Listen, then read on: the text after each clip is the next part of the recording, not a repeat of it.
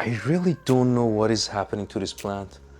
I bought them both at the same time. This one looks very well, but this one, it feels not good at all. And I watered them both equally. You're keeping this one inside the building, but the other one was out in balcony, right? Correct. Then temperature. Certainly the temperature of the building inside is steady because of the heater, but outside there are temperature fluctuations, which is technically called as drift. You could set up an alert or something to get notified when there's a temperature fluctuation to react to this before letting your plant to die. By mentioning drift, you reminded me the other machine learning project that I had and failed in production, and you said the reason was because of data drift, remember? Exactly. When you have a machine learning model deployed in production, if data drift happen to any of those input features that you're doing the prediction with, that can significantly affect the performance of your model and causing your model not feeling well. Which is one of the main reasons that why sometimes some machine learning models will fail after the deployment phase.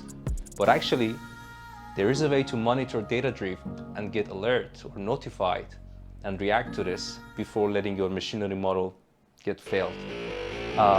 Would you like to check it out? Definitely. Then, let's go.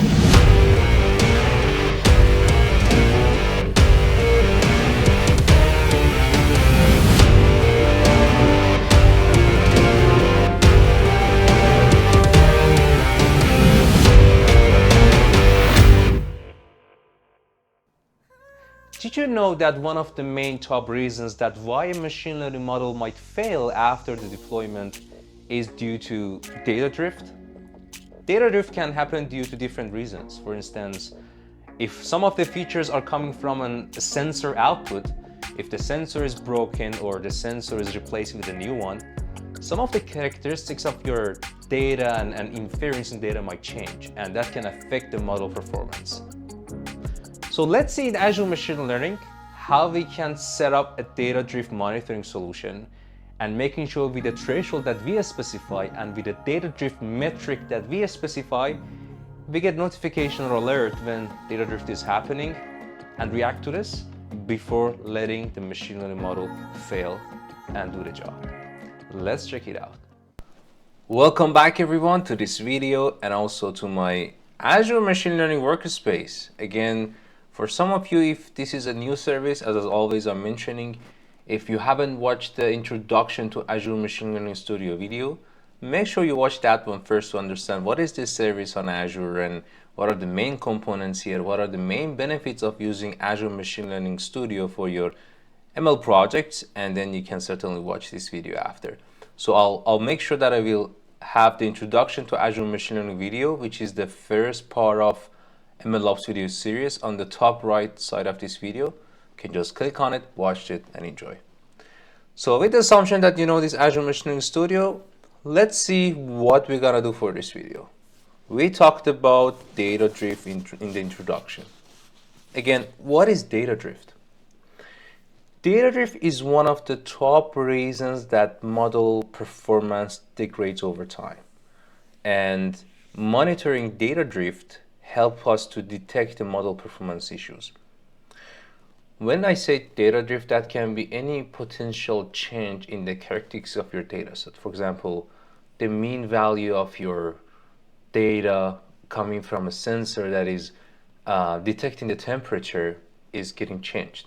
That can be for a reason that, let's say the sensor is damaged or the temperature sensor is replaced and the new data is coming in has, let's say, a different unit of temperature. Or no, it's a natural drift in the data. For example, we have trained the model based on winter season, which certainly the temperature is different. And now in the model deployment, when we're doing the inferencing, we are giving the temperature data from summer to the model. And the model was confused. Well, this is a different pattern. I have never seen that huge difference of the scale of the data that I've got trained. So I don't know what should I predict. And you will see some weird behavior for the model that is already deployed in production. So what we're going to do right now, we are going to see how we can create a data drift monitor in Azure Machine Learning to make it automated, to let it run, let's say every day, every month, every week, to check what are those characteristics of the data in inferencing compared to training data or baseline data. And if there is a significant change passing our specified threshold, I'll get an email to make sure I know what's happening. All right, so going back to my notebook, and I will also add the link of all these codes that I'm going to execute in this notebook. So I have already executed this notebook before recording this video to make it a bit faster. So I have my data drift tutorial notebook. As you might know, again, if you know Azure Machine Learning, the first thing is connecting to my Azure Machine Learning workspace and put it inside an object that I call it WS. So whatever I'm gonna do in this workspace in Azure Machine Learning, I always refer to my workspace named as WS. The data set that we're gonna get and use here is weather data. We have temperature data, we have the air pressure, we have actually the temperature data for each specific location, but here we are just filtering the station names or location names to Florida to limit the amount of the size of the data that we're gonna use for this data set, data drift monitoring. And the way I grab the data is using Azure Open Dataset from this Python code. If you run it from 2010 until 2020, going through this for loop for each year, I'm saying that start to grab the weather data from Azure Open Dataset, NOAA, which is the weather dataset that I'm grabbing, and then put them all inside in Parquet format inside weather data folder. That's why after executing this, you'll see that there's a weather data folder. You can see for each month, because I specified here, sorry, for each year, I have all the month for that year, and then the Parquet file of the data, right? So, and I will show you actually the data shortly. Now we have all the data. What we should do is creating a data set out of it. If you know Azure ML dataset, so you know the concept here, and also we need to upload it to the data store to register it as a dataset. So here I'm uploading all this data to my default data store, which is a backend storage account of my Azure Machine Learning. And with referring to that, I said then upload that folder information and then give it a name, then I'm good with the path that I have specified. After uploading all of them, that's the time that I can actually register this data set. So here, I'm importing the Azure ML dataset and telling that go through that path that I have uploaded the data. Inside any child directory, grab all those Parquet files and then register it. By the way, for data drift, we need to have a timestamp column because we want to monitor the potential drift in data over the time. So that's important for us to have a timestamp column. We specify, let's say, date time, which is a column of timestamp, to move on from there. And that's it. I register this data and give it a name. The name of this registered data set is target. So that's the data set that we're going to monitor for any data drift. But for monitoring the data drift, I need to compare this data with the baseline data set to see if there's a drift or any change happening. So now let's also register the baseline data set. For baseline, I'm using the same data set, but just for the January 2019. And then I register it, but this time I call it baseline. Now I should have two data sets registered: target, which is actually we're going to detect the data drift on it, and we're going to compare this with the baseline data set. Let's actually go to Azure ML dataset and check it out. Here's my data set. I have the baseline, target. You can see perfect. They're all defined by MG. And if I click on, let's say, the baseline, the January data, if I click on explore, and you can see the features of the columns that I have, for example, the location of the station, the wind speed, temperature, pressure, so on and so forth. All of them are here. Some of them are missed data. If I scroll all the way to the latest columns, I'm just looking for also the perfect. We have the year, day, and the rest of the information here. And date time, which is the one that we specified that this is my timestamp. That's why you can see the logo of timestamp is here. And even if I click on profile, you can see the type of that date time column is now named as date. And even when I go back to the data set, you will see that both baseline and target are registered. Now, going back to my notebook, for starting executing the data drift monitoring, we need certainly compute, right? So again, if you know Azure Milk Compute Cluster, that's the concept here. I give it a name through this code telling that create a Azure Machine Learning cluster with that specific type, which is a certain amount of memory and number of cores with maximum 2 nodes in this cluster. Then execute it. If it's there, it won't create a new one. If it's not there, it will create this compute for me with this name that I have specified. I execute it, and then that's the cool part. Here's the place that I'm gonna create that data drift monitor. First, you need to specify the email that you want to send the notification. If there's a drift happening, it will send an email to me telling that there is a drift happening on the data set that you're doing the prediction with the deployed model, for example. And it shouldn't be just the data that you're using for prediction and deployed model. Any data set, you can just create the data drift on it. Data drift monitor, I mean. And then after specifying that email, then from the data drift detector that I have imported from Azure Milk Data Drift package, from a data set, I'm telling that this is the name of my data drift monitor, weather monitor. That's the baseline and the target that I want to compare with the baseline to detect the drift. With the compute target that we just created here, this is what I'm going to use. And frequency here, let's say here I want to do this data drift monitoring per week automatically. What features of that target better data you want to do the data drift monitoring? Here I specified 9 because after that you can change it and edit it. You just want to create it first, the monitor, and then you can add the feature list. The drift threshold, for example, what is the threshold that you want to specify? So if we pass that threshold, it will get notified. So it can be any number from 0 to 1, and 1 means extreme drift, 0 means no drift. And the latency, which is an SLA in hours, and alert config, which is basically the email that we have specified here. All right, I have it.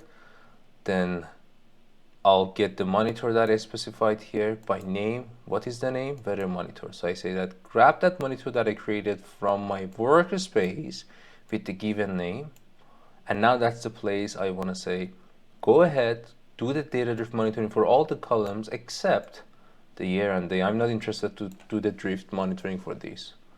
And I update that monitor object with this new feature, which was none, but now I'm adding my features. And there you go. I execute it, and afterwards, and here I'm saying that for 1st of my month 2019 all the way to a month after, this is the start date and end date that I'm interested to know the data drift. I'm not going to do the drift, let's say, detection all the way back to older data sets, right? That's the backfill I'm specifying just for 1 month. And I executed, I was waiting for it to be finished, and then after waiting for completion of that, that was the monitor that showed that I got the results as a snapshot, which we're gonna see interactively in the UI shortly, which is for the month that I specified, the backfill. I told you that I was doing this per week. The frequency of data drift monitoring was weekly. That's why for each week I have a data point. And you can see sometimes we have 88% almost drift, sometimes less, but that's a significant drift. And when I say drift, okay, then what features contributed to that drift and which were the most? You can see this yellow greenish color has the highest amount of drift contributed to this general data drift. And if you check out the legend here, you can see temperature was the main one that was causing this drift. We'll come to this even more in details shortly. And then you want to schedule it. You want to let it happen every week, let's say. We enable the schedule, and done. But if I go to dataset and dataset monitor, after executing that code, you will see that there's a dataset monitor with the name we specified is appeared actually here. And if I click on that, you'll see the result of that dataset monitor will be all appeared here, and every week it will get updated because of the schedule that we have specified. I can see last time, because I executed this code yesterday before recording this video, which was on Saturday, and one day and 4 hours ago, that was the time I calculated this, and the data drift magnitude was 88%. So what does that 88% mean? That means if let's say this one is 0%, that means the target data and baseline data that we're comparing are exactly the same, so no change. And when data drift is 100%, that means your target data is completely drifted from the baseline data. And you might question that, how do you calculate that drift? I'll come to this. Let's say the threshold is 20. If it's more than 20, you will get an email, okay? So here is the historical trend of your data drift based on the backfill that I have specified. Let's say next week, if it's gonna run, I have a new data point added here. And if you want to see again which one has contributed the most in your drift, you can see temperature has the highest contribution to this drift, and you can see it visually. Again, this blue greenish color, if I click on it, that's temperature has the highest amount of contribution to this drift, and some other features as well. You can see also more information in the feature level drift details with different metrics that are contributing the drift detection. So Azure ML included the mean, max, minimum, maximum, mean, and was there stain, if I'm not mistaken, distance. I'll come back to this. What is it exactly? For measuring the data drift based on the combination of all these metrics that has been specified here. So as you can see, the Wasser stain distance is calculated for numerical data, but for categorical, for calculating the distance, is Euclidean distance. So Wasser stain distance calculation is basically a distance function defined between probability distributions on a given metric. So let's say we have the distribution of the data for the base data and target data, and we want to calculate the difference of this probability distribution. Then that's a factor to tell us how much drift has happened over that specific feature. And if you click on any of these features, you can see the contribution amount technically plotted here for you. And same here, you can change the metric. I talked about the distance, the temperature is numerical. If I go to any categorical feature, that will be changed to Euclidean distance. And the rest of the metrics also can be visualized to see that how they change compared to the baseline over time. Let's say for temperature, you'll see that the mean is dropped. For example, I know that's not the case, but let's say the season has changed and suddenly a week, a month after, they were dropped in temperature and the model was not properly trained with that pattern, that caused drift in your data set. And last but not least, the feature distribution. You can plot the feature distribution for any specific feature selected here for the baseline and the target. You can see the temperature has been plotted here for me. As soon as I actually executed this, which was yesterday, my latest run, because the data drift was higher than the threshold, I got an email that I'm gonna show you quickly. Next week, if the same scenario gonna happen, anything's more than 20, I'll get another email to notify me. So let's check out what I got as an email after getting the alert. There you go. Here's the email I got saying that your Azure Monitor alert was triggered, data drift rule has been detected, and actually the data drift metrics that we're calculating is going to log analytics or application inside of the Azure ML that is coming with the Azure ML Studio. And as you might know, for setting up an alert based on the logs, you need to write down a query. This is what is happening on backend when you enable data drift monitoring in Azure ML. It will create a query on backend for you for the metrics you're collecting, for example, the mean, the Euclidean distance, so on and so forth. And then if you pass the threshold specified here, it has sent me the alert. The question is, can I have this query a little bit more customized. Let's say I'm just so curious on the Euclidean distance. If the Euclidean distance change, send me an alert. Then where are those metrics that I can specify in my customized query and alert? I'll show you quickly. So if you go back to your Azure Machine Learning workspace that you launch it, that you have created on Azure, you know that with any Azure Machine Learning workspace, it comes with a storage, right? So that's the storage link. And also it comes with an application insight, right? And that's the link of my application insight. So click on your application insight, and then you will see the application insight dashboard coming with the Azure ML. And there should be a section here for logs. Just click on it. And there you go. This is basically the place that those logs of your data drift has been stored. Where are they? If you go to the custom metrics, that's the place that the data drift logs going there. Let's say I want to check out the first 1000 rows of the custom metrics, right? So let me write down the query here. Oh, actually I ran it before, so you can see I want to take 1000 logs of that custom metric. Let's run it. Okay, let me actually expand a little bit more, not just for the past 2 days instead, because I ran this data drift before yesterday. Oh, perfect. You can see, let's say each week that data drift monitoring is happening, I have the calculation of the metrics of data drift done by Azure Machine Learning. That there was a staying distance, Euclidean distance. Remember I showed you that the mean, max, standard deviation, so all those metrics has been logged here. And for any of them, if I'm curious, I can set up my query here saying that if, for example, that Euclidean distance for the baseline is more than this value, set up an alert. How you set up an alert? You just click on new alert rule. I'm just showing that very quickly.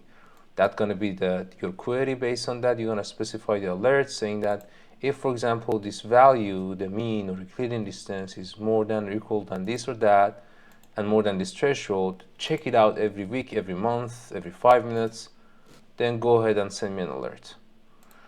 The action side would be, okay, what am I gonna do? Shall I send an email to who?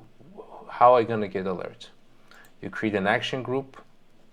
That action group should have a name. You should also set up a type. Let me see the action type to show you this. That can be an email, SMS, or actually an Azure function, or for example, that Azure function will call your Azure Machine Learning pipeline, the retraining pipeline, to automatically retrain the model with new data set. If there's a data drift happen, you get alert and automatically there's a retraining happening, right? You can do so many things, and I'm just showing you the art of possibilities, but you can certainly go through this and enable any specific alert you want to create on the top of these data drift monitoring logs. And that's it. So MG, this plant was also in balcony with the temperature changes, but it's still growing very well. How come? So the nature and type of this plant is different, and maybe the temperature fluctuations outside are not considered as drift for this plant. So by the nature of training data set in machine learning models, we have to specify what we call it as data drift to monitor it. You right? Got it. We hope that you enjoyed the video and take care of your machine learning models. See you next time. By the way, I really like this plant. It's beautiful. Yeah, I like it too. It's really nice. All of them are nice, I mean.